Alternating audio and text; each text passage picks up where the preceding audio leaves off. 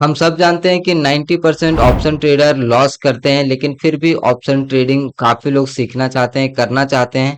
और काफी सारे ऐसे पॉडकास्ट है जिसमें जो ट्रेडर लॉस कर चुके हैं, उन्होंने किस कारण से लॉस किया है, उन्होंने काफी सारे अपने मिस्टेक्स बताई हैं। तो आज की इस वीडियो में मैं आपको बताने वाला हूँ कुछ ऐसे ही ट्रेडर जिनका इंटरव्यू मैंने देखा, जिनका पॉडकास्ट मैंने देखा, और दो तीन ऐसे इंडिविजुअल ट्रेडर जो कि ऑप्शन ट्रेडिंग कर रहे थे और उनका लॉस हो चुका है और वो अब उन्होंने ऑप्शन ट्रेडिंग छोड़ दिया। बेसिकली ऑप्शन ट्रेडिंग में ऑप्शन बाइंग के ऊपर मैं बात कर रहा हूँ कि ये सारे लोग ऑप्शन बाइंग करते थे और उनका क्या एक्सपीरियंस रहा है, उनकी क्या गलती रही है, वो सब कुछ इस वीडियो में हम सीखेंगे, ताकि अगर हम इन सभी गलतियों को नहीं करते हैं तो शायद जो अच्छा रिजल्ट हमें देखने को मिल सकता है। और काफी कुछ ऐसे भी ट्रेडर हैं जो कुछ सिस्टम के ऊपर भी बोलते हैं, तो वो भी मैं आपको शेयर करूंगा। तो मैंने काफी रिसर्च करके इन लोगों को फाइंड किया, उनका यूट्यूब वीडियो देखा और उन्होंने ऐसी क्या मिस्टेक कर रहे थे वो जानने की कोशिश की। तो मुझे कुछ पॉइंट मिला जो कि मैं आप लोगों के साथ शेयर करना चाहता हूँ। तो सबसे फर्स्ट जो मिस्टेक मुझे उन लोगों के द्वारा मिला कि वो लोग रैंडम ट्रेडिंग बहुत ज्यादा करते थे। अब रैंडम ट्रेडिंग मतलब शुरुआत में हर कोई रैंडम ट्रेड करता है। रैंडम ट्रेड मतलब कि जहां पे भी चार्ट चल रहा है सिंपल उन्होंने बाय कर लिया या सेल कर लिया। और ये उनकी मिस्टेक रैंडम ट्रेडिंग थी, प्लस में साथ में हेवी क्वांटिटी के साथ वो लोग ट्रेड करते थे। तो जिनके पास एक बड़ा कैपिटल आज के डेट में लॉस कर चुके हैं, जैसे कि कोई 1 करोड़ लॉस कर दिया है। जैसे एक यहाँ पे मैंने एक पॉडकास्ट देखा था एक बंदा का जिसका नाम था अमर। ठीक है, इन्होंने लगभग जो है क्रिप्टो में और शेयर मार्केट में ऑप्शन ट्रेडिंग में 1 करोड़ का लॉस कर दिया है। एक आए थे अरविंद जिन्होंने 50 से 60 लाख रुपए लॉस कर दिया। लॉस है। और भी ऐसे बहुत सारे ट्रेडर था दो तीन। ठीक है, उन्होंने भी लॉस कर दिया। कोई फौजी थे वो भी लॉस कर दिया। और भी इंडिविजुअल चैनल बात करें तो एक प्रताप भाई करके चैनल है, उन्होंने भी लगभग जो है 22 से 20 लाख रुपए लॉस किया है। तो सबसे पहला मिस्टेक तो random trading with heavy heavy quantity. दूसरा जो इनके द्वारा मुझे जानने को मिला वो था पोजीशन साइजिंग। अब पोजीशन साइजिंग ऐसा इंपॉर्टेंट चीज है। अब इनके द्वारा जो मुझे सुनने को मिला कि उन्होंने ज्यादा पोजीशन साइजिंग पे ध्यान नहीं दिया। कैसे कि मान लीजिए 1 लॉट 2 लॉट 4 लॉट से उन्होंने शुरुआत किया और अचानक से 100 लॉट 1000 लॉट इस तरह का 1800 लॉट डायरेक्टली उन्होंने जंप कर दिया, इंक्रीज कर दिया क्वांटिटी, जिसकी वजह से एक छोटा सा डेंट पड़ा, लॉस हुआ और उनका फिर साइकोलॉजी खराब हुआ। और इसी तरीके से वो क्वांटिटी को बढ़ाते गए और फिर एक जो है लॉस में डूब गए। तीसरा और सबसे मेन इंपॉर्टेंट पॉइंट है वो है ओवर ट्रेडिंग। ये लोग ओवर ट्रेडिंग बहुत ज्यादा करते थे। मान लो कि एक लत की जैसा हो जाता है ओवर ट्रेडिंग। अब ओवर ट्रेडिंग क्या होता है कि आप एक दिन में जितना भी ट्रेड फिक्स करते हैं, जितना रिस्क फिक्स करते हैं, उसके बावजूद भी आप ट्रेड करते रहते हैं।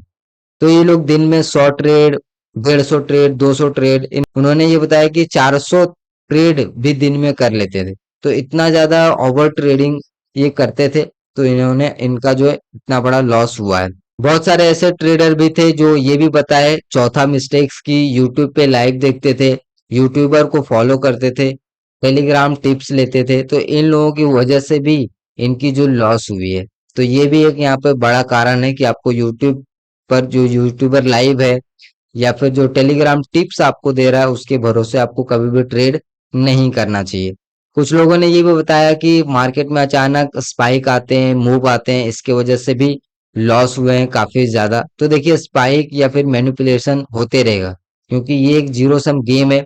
और जीरो सम गेम में अगर कोई लॉस कर रहा है तो कोई प्रॉफिट कर रहा है, ये सिंपल सा हमको बेसिक चीज समझना पड़ेगा कि यहाँ पे जो पैसे हैं वो ट्रांसफर हो रहा है एक दूसरे के पास। कोई कोई जनरेट नहीं कर रहा है, यहाँ पे मनी जनरेट नहीं हो रहा है, यहाँ पे पैसे ट्रांसफर हो रहा है। अगर मैं लॉस कर रहा हूँ तो कोई प्रॉफिट कर रहा है, अगर कोई लॉस कर रहा है तो कोई प्रॉफिट कर रहा है। तो यहाँ पे ये पूरा सिनेरियो चलता है। और मुझे इन लोगों से ये जानने को मिला कि जब इनका एक मतलब लॉस हो चुका है तो लॉस को रिकवर करने के लिए इन्होंने लोन लिया। ठीक है, और अलग अलग जगह से बहुत ज्यादा इन्होंने लोन लिया, लोन लेके फिर से हेवी क्वांटिटी से मतलब ट्रेड करना शुरू किए और वो लोन का पैसा भी पूरा चला गया। तो कभी भी लोन वगैरह लेके ट्रेड वगैरह नहीं करना चाहिए, ये भी हमें सीखने को मिलता है। जब आपका एक बार माइंडसेट वगैरह खराब हो जाता है तो आपका इमोशंस, फिर आप रिवेंज ट्रेडिंग वगैरह करने लगते हैं। तो इन्होंने ये सारी पॉइंट भी बताया कि जब एक बार माइंडसेट खराब हो जाता है, आप कर्ज पे चले जाते हैं, तो फिर आप रिवेंज ट्रेडिंग करते हैं, अपने इमोशंस को ट्रेड करते हैं, आप मार्केट को भूल जाते हैं। तो उन्होंने सारी मिस्टेक्स बताए जो कि मैंने एक एक करके नोट कर लिया, ताकि कोई भी इन फ्यूचर्स अगर ट्रेडिंग करना चाह रहा है, चाहे वो इक्विटी मार्केट में करे, चाहे वो ऑप्शन ट्रेडिंग करे, चाहे कुछ भी ट्रेडिंग करे, ये मिस्टेक्स आप कहीं पे भी करेंगे तो आपको रिजल्ट नहीं मिलेंगे, क्योंकि ये ऐसे मिस्टेक्स है जो कि अगर आप इसको अवॉइड करेंगे तो हो सकता है आपको पॉजिटिव रिजल्ट मिले। बट ये मिस्टेक्स करेंगे, एटलीस्ट ओवर ट्रेडिंग करेंगे, रैंडम ट्रेडिंग करेंगे, पोजीशन साइजिंग का ध्यान नहीं रखेंगे, इमोशंस को बीच में लाएंगे, ठीक है, मार्केट को फॉलो नहीं करेंगे, ठीक है, मार्केट को सही से आप नहीं देखेंगे, यूट्यूबर्स के भरोसे बैठे रहेंगे, कॉल टिप्स के भरोसे बैठे रहेंगे, ठीक है, तो इन सब जो कॉमन चीज है अगर आप इनको फॉलो करेंगे तो कभी रिजल्ट नहीं मिलेगा। कुछ लोग ऐसे भी थे जो कुछ थोड़ा सा सिस्टम के ऊपर भी बोल रहे थे, जैसे कि उन्होंने बताया कि जब मैं हेवी क्वांटिटी से मैं ट्रेड लेता था तो ब्रोकर मेरे अगेंस्ट में ट्रेड मतलब कि ले लेते थे, और फिर इस तरीके से उनका लॉस होता था। तो ये भी मुझे लगता है कि इसमें कितना सच्चाई है, और मेरे पास कोई भी इसका प्रूफ नहीं है कि ब्रोकर शायद डेटा शेयर करते होंगे ऑपरेटर के पास या फिर बड़े बड़े जो इंस्टीट्यूशन है उसके पास, रिटेलर का डेटा, तो वो शेयर करते हैं या नहीं करते हैं ये तो पता नहीं, ये तो एक्सचेंज वाले जाने या फिर जो ऊपर में बैठे लोग हैं वो जाने। फिलहाल जो इन्होंने शेयर किया उनसे तो मुझे लग रहा था कि शायद ये चीजें हो भी सकता है, जैसे कि मान लीजिए आप बहुत ज्यादा हेवी क्वांटिटी से ट्रेड करते हैं, आपके पास 3-4 करोड़ रुपए है और उससे आप ऑप्शन बाइंग करते हैं, ठीक है, तो अब इतना क्वांटिटी से ट्रेड करेंगे तो हो सकता है जो ब्रोकर में आप ऑर्डर पंच करेंगे, और जो ब्रोकर में आपने कितना क्वांटिटी लिया है, क्या लिया है, वो डेटा अगर किसी और के पास शेयर कर देगा तो वो लोग आपके अगेंस्ट में पोजीशंस क्रिएट करना शुरू कर सकते हैं। तो ये इन्होंने इस तरह की भी चीजें जो मुझे पॉडकास्ट में देखने और सुनने को मिला है। एक और जो मिस्टेक्स था वो है रिस्क रिवॉर्ड के ऊपर। अब देखिए इन इन सभी ट्रेडर का जितने भी मैंने इंटरव्यू देखा या इनकी जो स्टोरी सुनी, उनमें इन्होंने ये नहीं बताया कि मतलब कि ये नहीं बोला कि मेरा प्रॉफिट नहीं हुआ। इनका भी प्रॉफिट हुआ है, लेकिन रिस्क मैनेजमेंट अच्छा ना होने की वजह से जो इनका लॉस हुआ है। तो रिस्क मैनेजमेंट बहुत ज्यादा इंपॉर्टेंट है, इन्होंने रिस्क मैनेजमेंट को फॉलो नहीं किया। रिस्क मैनेजमेंट में केवल ये नहीं आता है कि 1:2 ले लेंगे तो ये रिस्क रिवॉर्ड है, 1:3 ले लेंगे तो ये रिस्क रिवॉर्ड है। अब जैसे कि लोन से लेकर ट्रेड लेना, रैंडम ट्रेड करना, ठीक है, जब प्रॉफिट हो तो जल्दी कट कर देना, एक पे रुकना नहीं, एक मतलब कि एक हेल्दी रिस्क रिवॉर्ड मेंटेन नहीं करना, तो ये सारे रिस्क मैनेजमेंट के ही पार्ट है। एक और पॉइंट जो मुझे इन लोगों से समझने और सुनने को मिला कि इनका जो लॉस हुआ था वो बेसिकली 2 से 3 साल में ही एक अच्छा खासा डेंट लग चुका था, मतलब कि 2 से 3 साल तक मतलब 20 लाख, 30 लाख, 50 लाख ऐसे इन्होंने लॉस कर दिए थे। तो इससे जो है मुझे ये मतलब समझने को मिल रहा है कि जो लर्निंग का फेस होता है वो 2-3 साल बेसिक होता है। अगर आप 2-3 साल यहाँ पे देते हैं तो आपको पता चलता है मार्केट कैसे मूव करता है, कैसे मार्केट चलता है। बट इनका प्रॉब्लम क्या था कि पहले 2-3 साल में ही एक अच्छा खासा पैसा डुबो चुके थे। अब एक बार पैसा डुबोने के बाद आप फिर लर्निंग स्टार्ट करेंगे तो वो जर्नी बहुत ज्यादा मतलब बोरिंग हो जाता है, और एक मतलब अच्छा नहीं लगता है, क्योंकि आप ऑलरेडी जो है इतने ज्यादा लॉस में हो और आप ये सोच रहे हो कि मैं प्रोसेस फॉलो करूंगा, तो वो आपका जो माइंड है उसको एग्री नहीं करेगा, और आपको फिर लगेगा कि नहीं, अब मतलब एक लॉट मान लीजिए जिसको लाखों में प्रॉफिट एंड लॉस स्क्रीन पे देखने की आदत आदत हुई है, और उनको एक लॉट में अचानक से शिफ्ट कर दिया जाए तो क्या उनको फील होगा, उनके दिमाग में क्या चलेगा, हमेशा चलेगा कि ये बहुत कम है, तो वो उस हिसाब से उसको कर नहीं पाएंगे।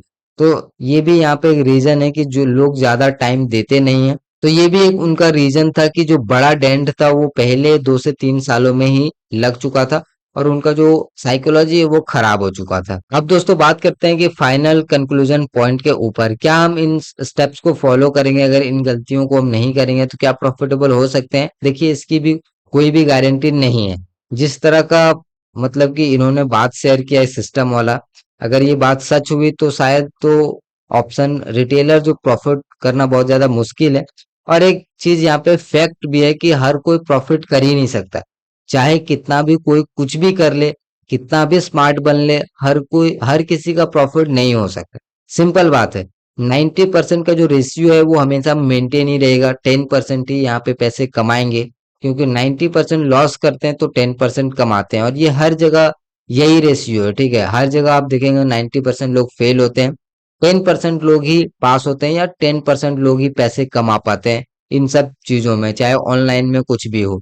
तो हर जगह ये रेशियो सेम रहेगा।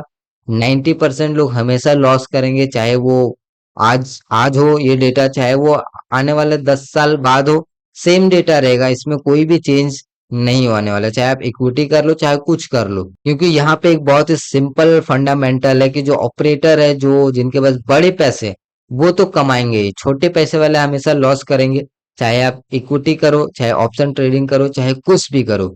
तो इस वीडियो से आपको ये चीज तो एटलीस्ट जानने को मिला होगा कि अगर आप ऑप्शन ट्रेडिंग या ट्रेडिंग में करना चाहते हैं या शेयर मार्केट करना चाहते हैं, तो एटलीस्ट 2-3 साल आपको टाइम देना चाहिए। अगर आपको समझ में आता है, आपको जर्नी अच्छी दिखाई देती है, तो अब इसको कंटिन्यू करिए, अदरवाइज आप इसको बंद कर सकते हैं।